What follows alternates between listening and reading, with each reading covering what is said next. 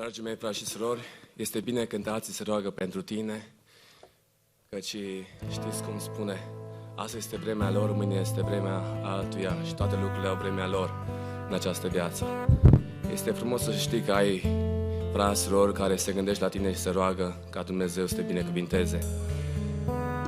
Dați-mi voi să vă spun că am petrecut momente frumoase la Rești, m-am bucurat de tineri foarte mult, plecăm cu o amintire frumoasă. Duminica trecută am cântat cu tinerii în centru, am fost 50-60 de tineri. În cursul săptămânii nouă am cântat cu frații prin centru, nu știu cum Dumnezeu așa ne strângea și eram și cânteam 11, cred că s-a făcut într-o seară, 11 jumate poate chiar, și ne-am bucurat foarte mult și cu asta rămâne pe pământ. Restul, toate strecătoare, totul este deșertăciune și goană după vânt, spune Eclesiastru, că toate astea strecătoare, dar cu ce ai făcut pentru Domnul vei rămâne. Vom cânta o cântare care este o cântare de încurajare. Aș dori să o învățați împreună cu noi. Este o cântare de credință. Căci tu prin credință poți învinge totul și prin credință viața să o trăiești. Dreptul de a fi copil acelui veșnic, neprihănirea prin a le primești. Este ca o rugăciune. Haideți să lăsăm ca Duhul Sfânt să cerceteze și să lași ca Duhul din inima ta să cânte pentru El.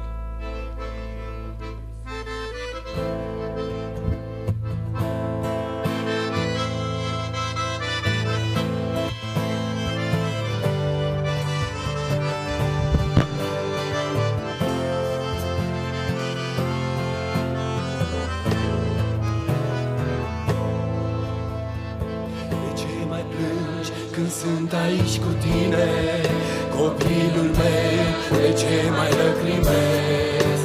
Apropie-te azi cu mulțumire, oprește-ți plânsul chiar de nu mă vezi. Tu prin credință poți învinge totul și prin credință viața s-o trăiești. Dreptul de a fi copil al celui veșnic, neprihănirea tu prin credință poți învinge totul și prin credință viața s-o trăiești. Dreptul de a fi copil al celui veșnic, neprihănirea prin ea le primești.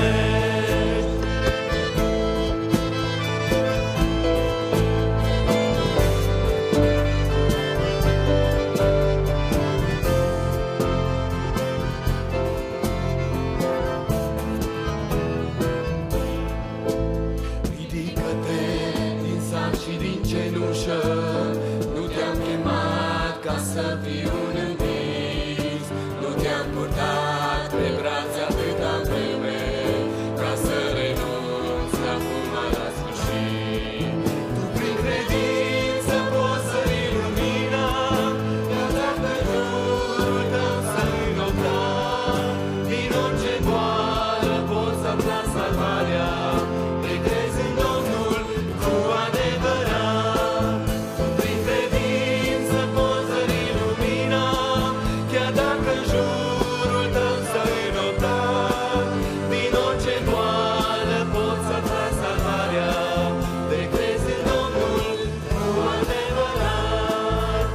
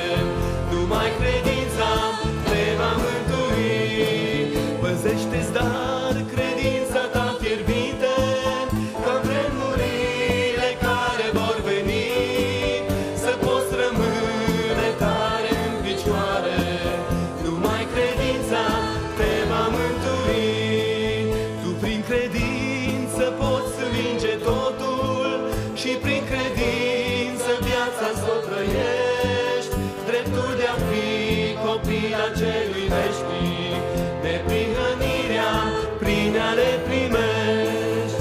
Tu prin credință poți zări lumina, chiar dacă în jurul tău s-a înoptat. Din orice boală poți afla salvarea, te crezi în Domnul cu adevărat.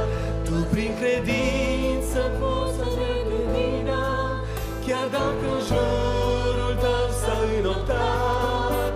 Din orice boală poți afla salvarea,